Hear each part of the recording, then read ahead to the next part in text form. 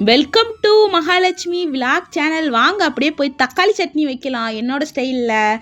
தேவையான பொருட்கள்: தக்காளி, வெங்காயம், பூண்டு, கொத்தமல்லி இலை, சரிங்களா, வரமிளகா, சரிங்களா. அப்புறம் என்னோடய ஸ்டைலில் ஒவ்வொருத்தவங்களுக்கும் ஒவ்வொரு ஸ்டைல் இருக்கும்ல, அது மாதிரி என்னோடய ஸ்டைலில் நான் தக்காளி சட்னி வைக்கிறேன்.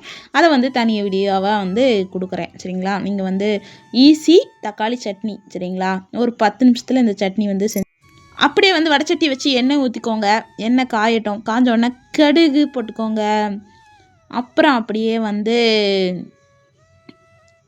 உளுந்தம்பருப்பு போட்டுக்கோங்க, சரிங்களா. சட்னிக்கு உளுந்து கொஞ்சம் போட்டோன்னா நல்லாயிருக்கும், சரிங்களா, டேஸ்ட்டாக இருக்கும். அதனால் அப்படியே உளுந்து போட்டாச்சா. அப்புறம் அப்படியே நல்லா உளுந்து கலர் மாறட்டும். கடுகு நல்லா படன்னு வெடிக்கட்டும், சரிங்களா.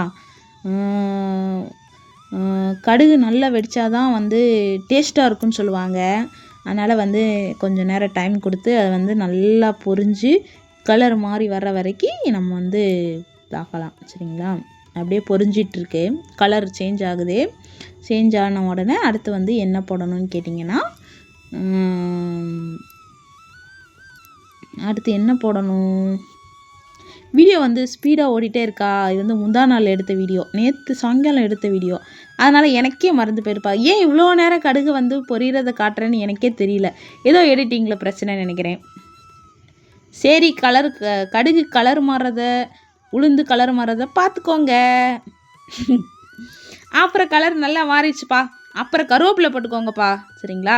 கருவேப்பிலை நிறைய சேர்த்துக்கோங்க. சட்னியில் கருவேப்பிலை போட்டால் ரொம்ப நல்லது, சாப்பிட்டா நல்லது. அப்புறம் ஒரு 2 வெள்ளைப்பூடை குட்டி குட்டியாக கட் பண்ணி சேர்த்துக்கிறேன். வெள்ளைப்பூடை நல்லா சேர்த்துட்டு அப்புறம் கொத்தமல்லி இலையும் சேர்த்துக்கோங்க. அப்புறம் பல்லாரி கட் பண்ணி வச்சுருந்தேன். அந்த பல்லாரியை நம்ம சேர்த்துக்கலாம். பல்லாரியை சேர்த்துட்டு, பல்லாரி நல்லா நீல வாக்கில் தான் கட் பண்ணி வச்சுருக்கேன், சரிங்களா. இந்த கட்டிங் போர்டு டிமார்ட்டில் வாங்கினேன்ப்பா, 200 ரூபா. எனக்கு ரொம்ப நாள் ஆசை இந்த மாதிரி ஒரு போர்டு வாங்கணும்னு சொல்லி, அதனால் வாங்கியிருந்தேன். அது நல்லா இருக்குது காய் கட் பண்ணுறதுக்கு அந்த போர்டு, சரிங்களா. இதெல்லாம் ஒரு குட்டி குட்டி ஆசைங்க. ஒரு புது கத்தியும் இந்த போர்டு வாங்கியிருந்தேன்.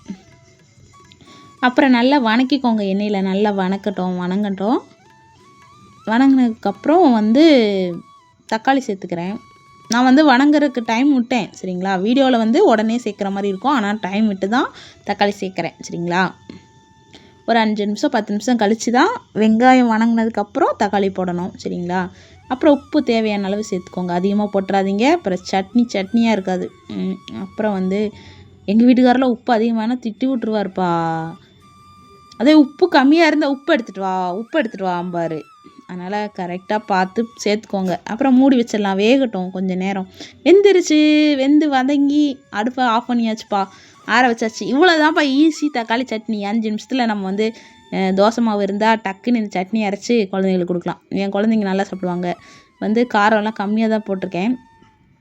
அப்புறம் வரமிளகா சேர்க்குறத நான் கட்டாயிடுச்சுன்னு நினைக்கிறேன்ப்பா, வீடியோ எடுக்கலன்னு நினைக்கிறேன். அதனால் வரமிளகா சேர்த்துக்கோங்க கண்டிப்பாக.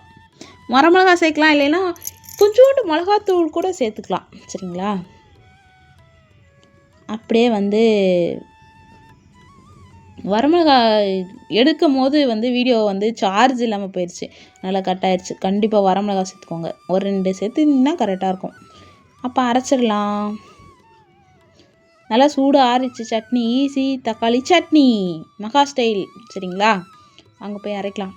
ஜன்னல் என்ன அதுவாக ஓப்பன் ஆகுது அப்படின்னு பார்த்தா காற்றடிக்குதுப்பா. நல்லா இந்த ஜன்னல் 2ஐயும் ஓப்பன் பண்ணி வச்சுட்டு கிச்சனில் நின்னோம்னா அப்படியே ஜில்லுன்னு காற்றடிக்கும், சரிங்களா. அப்புறம் இந்த குட்டி குட்டி மீன்கள் பாருங்கள், அப்படியே சுற்றிட்டு இருக்காங்க, பார்க்குறக்கு ரொம்ப அழகாக இருப்பாங்க.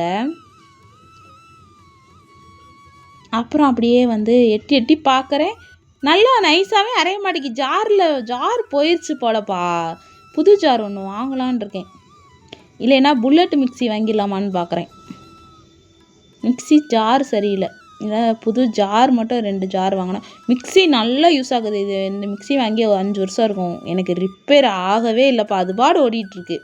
இந்த ஜாருங்க தான் ஏதாவது பிரச்சனை பண்ணுதுங்க. ஒன்று நைஸாக அரைக்க மாட்டேங்குது, ஒவ்வொருத்தவங்க மிக்சியில் போட்ட உடனே அப்படியே வலுவலுன்னு அரைச்சி கொடுக்கும் பார்த்துருக்கீங்களா மசாலு. அதெல்லாம் வந்து நல்ல பிளேடு வந்து நல்லா ஷார்ப்பாக இருக்குன்னு அர்த்தம். என்னோடய பிளேடு வந்து சரியில்லைப்பா, அதனால் வந்து வேறு ஜார் ஒன்று வாங்கணும் அடுத்த மாதம் சம்பளம் வாங்கி.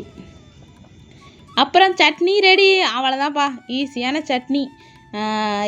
சட்னி ரெடி பண்ணியாச்சு பாருங்கள்.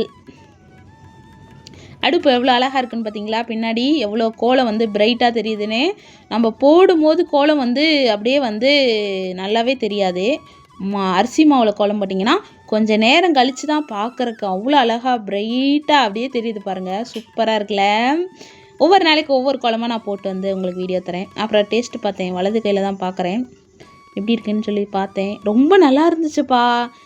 ஈஸி சட்னியை நீங்களும் ட்ரை பண்ணி பாருங்கள். அப்படியே அடுத்தடுத்த வீடியோவும் பாருங்கள். நன்றி.